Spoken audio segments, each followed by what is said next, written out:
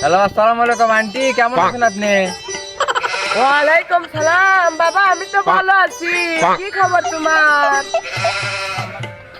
হ্যাঁ আন্টি, আমি খুব ভালো আছি, আলহামদুলিল্লাহ ভালোই আছি। তো আন্টি, আপনি কোনদিন আসবেন? হ্যাঁ বাবা, আমি তো কালকে কিংবা পরশু দিনে যাবো। ওই দিন ফ্লাইট আছে, দেখা যাক।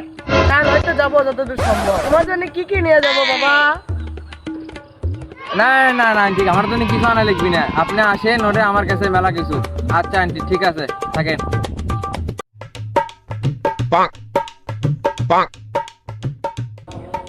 আরে আন্টি, আপনি আসছেন?